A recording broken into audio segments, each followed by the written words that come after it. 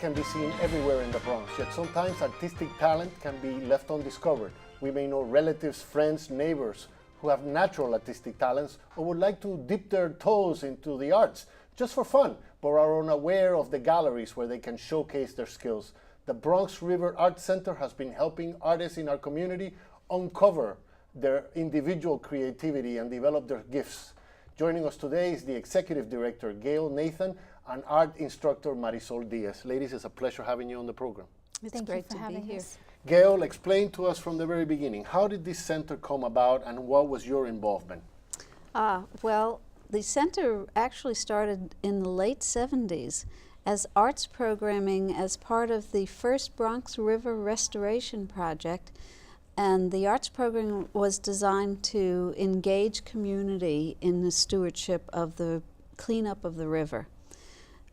Years went by and the Arts Center self-incorporated and became a community center for the arts with still an involvement with engaging the community in the river, but it took on more of the building and it became more filled out as an art center. For the folks at home who don't know, where are you located?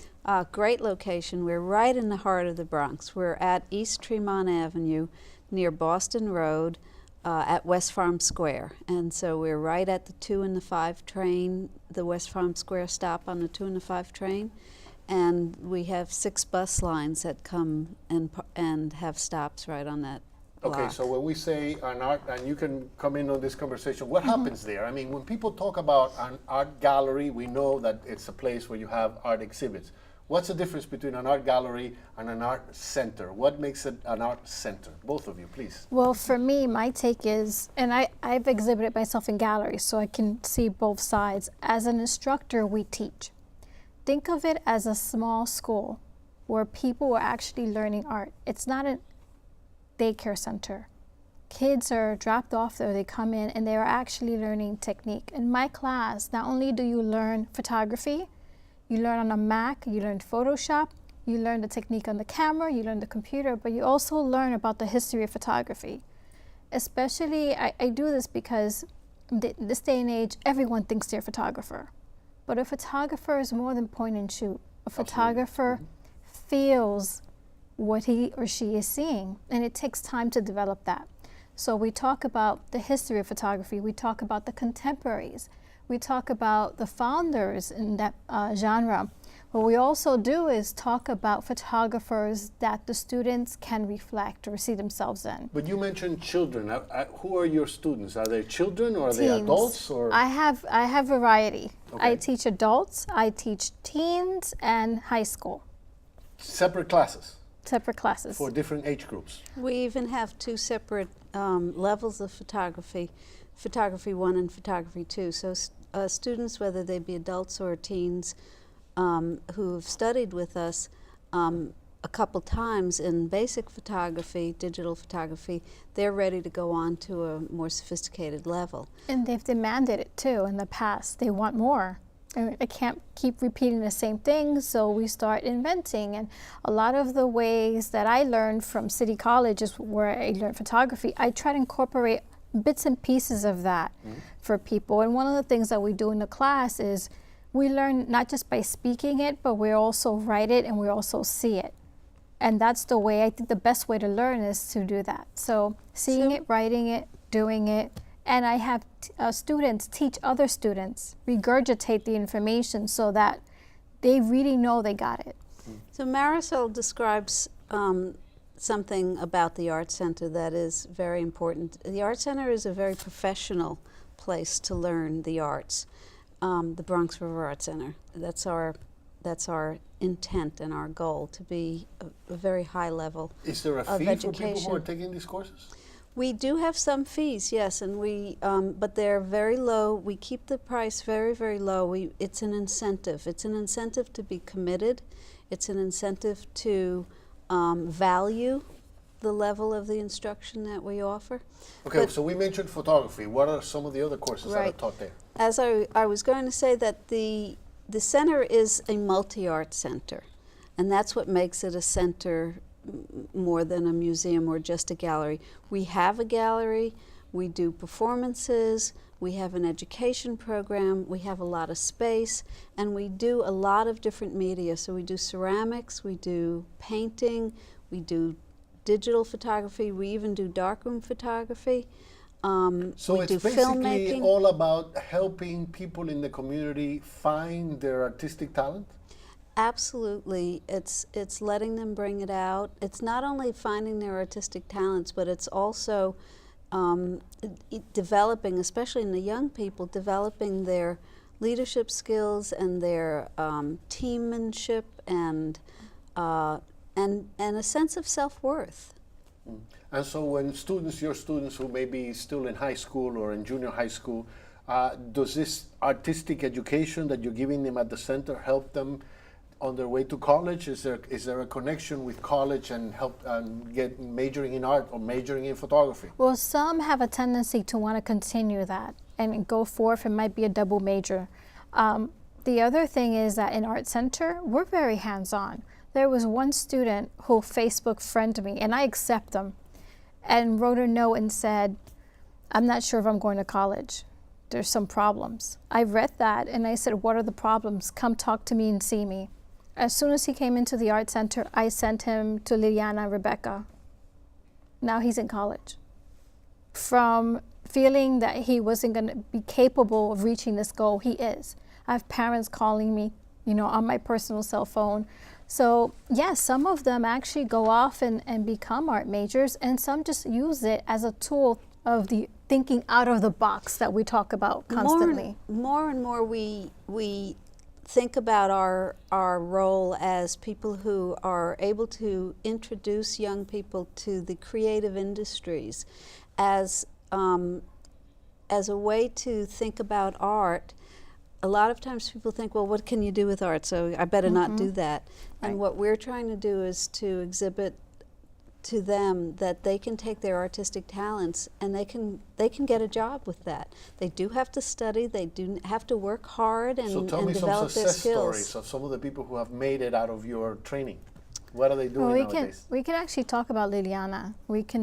I hate to always talk about that. I know, but she's like the star. Let's talk about She's not here, so we can talk about her. I'll let her know later.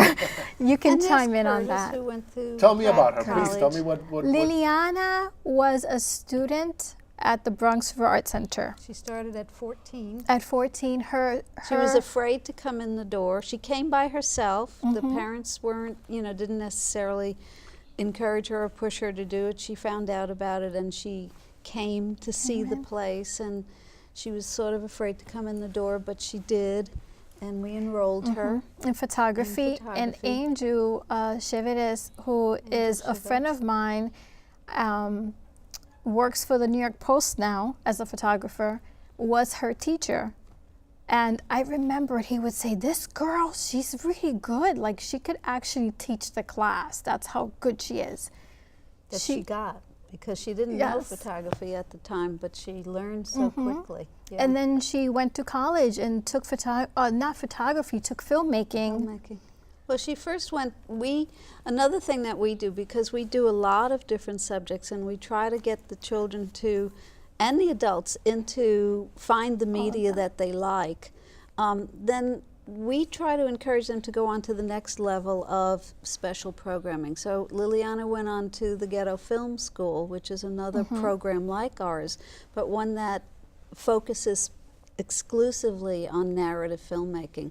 And so when that opportunity came up, we encouraged her and helped her apply to that program. She got into that program, and through that program she then was encouraged by both us and the Ghetto Film School to go on to college.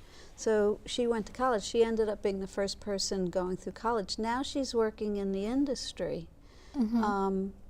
She just actually got hired in a production company here in New York. We're running out of time real quick here, and I have a bunch of things to ask you. One of them is this art that you brought with you. This is community people doing their... Describe what we're seeing on this table, please. It's, well, you're seeing a little sample of 3 different medias that we do: ceramics, painting, and photography. And you're also seeing samples of the themes that we teach, we use our environment. So the painting here is from the botanical gardens in the fall. Sometimes we go out into the community and paint en plein air. Photography also goes out, so there's a picture of the Bronx River. But we also do abstract work as well. So the ceramic piece, the vase, is cut and marked abstractly. And the photograph here is a montage. It's a photogram, or also known as rayogram, made popular by Man Ray. Man Ray. And we teach them about Man Ray. And then the ceramic tile, is a fantasy image of their native country. So I believe that's Puerto Rico or Dominican Republic. And that kind of expression comes out as well. Quickly, tell me about this renovation of a gallery that you're going through. It's a wonderful, this building is 100 years old. It's a 4-story warehouse building on the banks of the Bronx River, which is why we have this name and why we've developed this interdisciplinary curriculum. And it's a wonderful piece of property, great location, a hub center. It's not where the center is. It's in different location. No, this is our center. It's part of the center of the gallery. Actually, we're doing our programming right now off-site because we pulled out of the building for the renovation. I see. So you're temporarily off-site and We're you're coming back to your temporarily center that's now being renovated. I Right. understand now. Yeah, it's in the process of And being when will it be renovated. ready?